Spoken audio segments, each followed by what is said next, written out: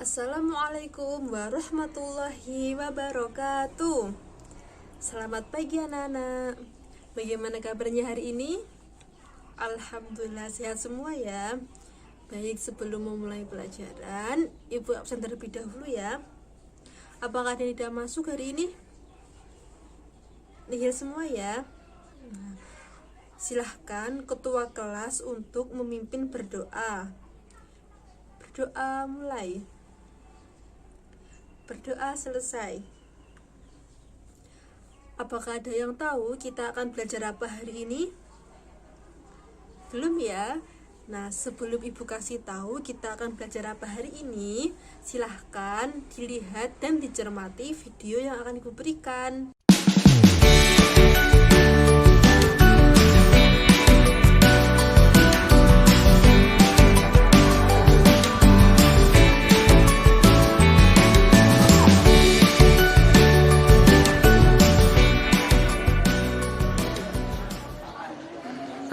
أين نقلي؟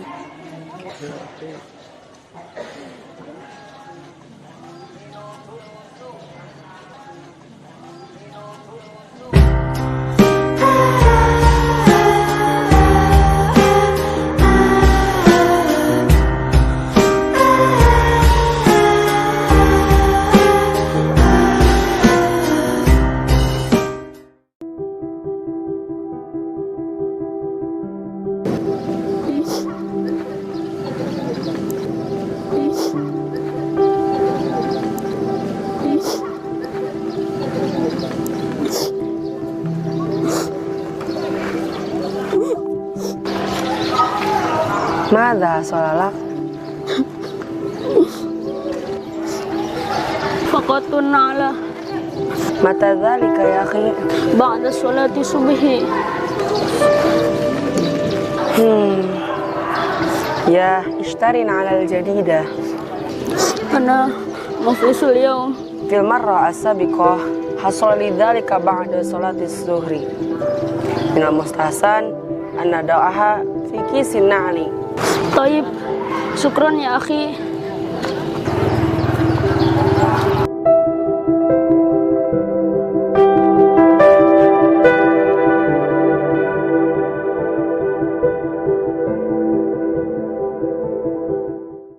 Nah, bagaimana? Sudah menyaksikan semua video dari Ibu kan?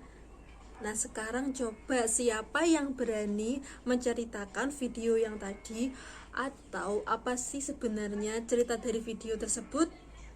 Siapa yang berani? Nanti nilainya akan Ibu kasih tambah. Ya, coba Ahmad apa?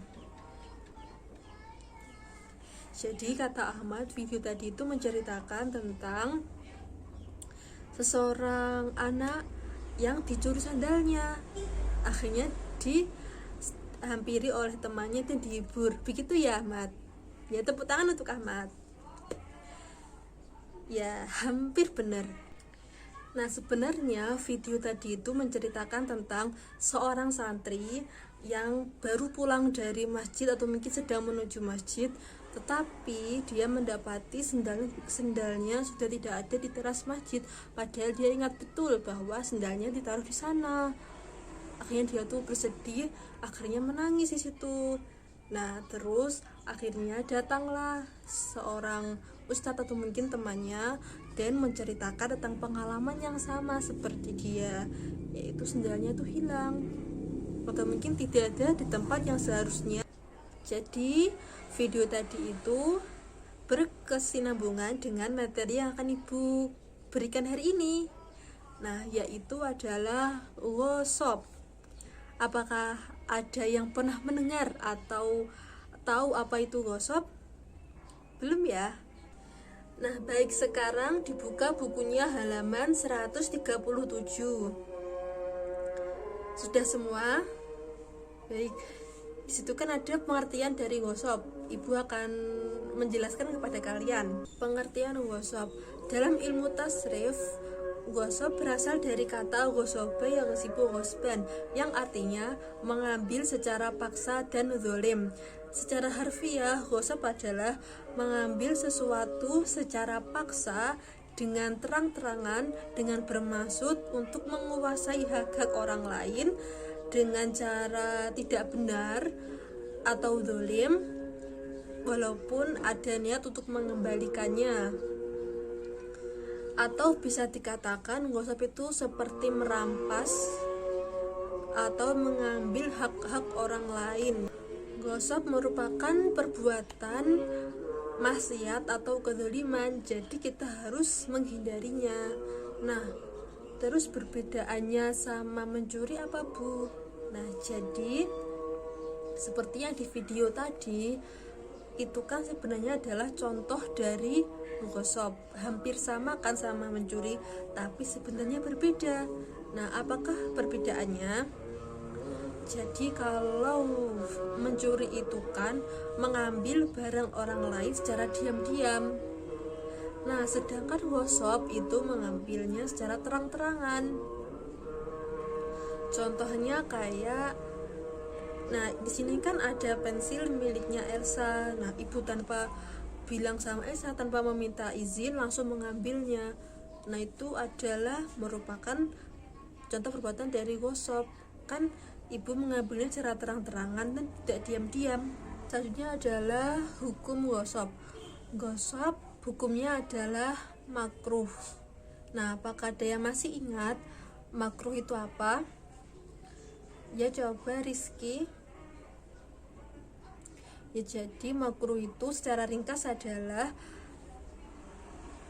suatu yang sebaiknya kita tinggal atau tidak kita laksanakan. Nah, di sini ghosab di sini hukumnya adalah makruh yang berat. Kenapa dikatakan berat? Nah, karena ghosab itu jika kita mengambil barangnya, kita harus mengembalikannya di tempat semula dan tidak boleh berkurang sesuatu apapun. Contohnya seperti kita meminjam atau mengambil sandal dari orang lain. Nah, kita harus mengembalikannya di tempat itu dan tidak boleh tergores atau mungkin tidak boleh berkurang sesuatu apapun. Nah, bahkan ada beberapa ulama yang mengatakan kalau kita harus mengembalikannya 2 kali lipat, dan jika ada kurangnya kita wajib untuk menambalnya atau mungkin mengganti dengan sesuatu yang baru. Selanjutnya adalah dasar hukum ghosab. Silahkan dibuka bukunya halaman 141. Di situ kan ada dasar hukum ghosab dari Al-Quran dan hadis. Nah, ibu akan mencontohkan salah satu dari dasar hukum hadis dan juga Al-Quran. Yang pertama adalah Al-Quran. Ibu akan contohkan membaca surat An-Nisa ayat 29. Disimak baik-baik ya, nanti kita baca bersama-sama. A'udzu billahi minasy syaithanir rajim. Bismillahirrahmanirrahim. Ya ayyuhalladzina amanu la ta'kulu amwalakum bainakum bil batili illa an takuna tijaratan an taradin minkum wa la taqtulu anfusakum innallaha kana bikum rahima. Nah, sekarang kita baca bersama-sama ya. 1, 2, 3. Ya ayyuhalladzina amanu la ta'kulu amwalakum bainakum bil batil illa an takuna tijaratan an taradim minkum wa la taqtulu anfusakum innallaha kana bikum rahima. Artinya, dan janganlah kamu makan harta di antara kamu dengan jalan batil, dan janganlah wahai orang-orang yang beriman, janganlah kamu saling memakan harta sesamamu dengan jalan yang batil, kecuali dalam perdagangan yang berlaku atas dasar suka sama suka di antara kamu, dan janganlah kamu membunuh dirimu, sungguh Allah Maha Penyayang kepadamu. Surat An-Nisa ayat 29. Nah, kalau dasar hukum dari ghosab, ibu akan bacakan hadis riwayat jamaah. Nanti kita baca bersama-sama ya. Bismillahirrahmanirrahim. An Abdillah bin Yazid an abihi an jaddihi qala Rasulullah sallallahu alaihi wasallam la ta'khud ahadukum aso akhihi la'iban aw jaddam faman akhadha aso akhihi fal yaruddaha ilaihi rawahu jamaah. Nah, sekarang kita baca bersama-sama ya beserta artinya.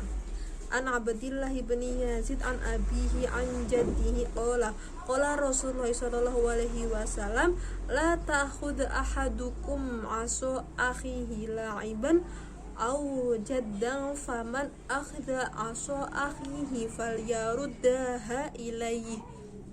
Artinya, dari Abdullah bin Sa'id bin Zaid dari ayahnya dari kakeknya berkata, Rasulullah Shallallahu Alaihi Wasallam bersabda, janganlah salah seorang di antara kamu mengambil tongkat saudaranya, baik main-main maupun serius.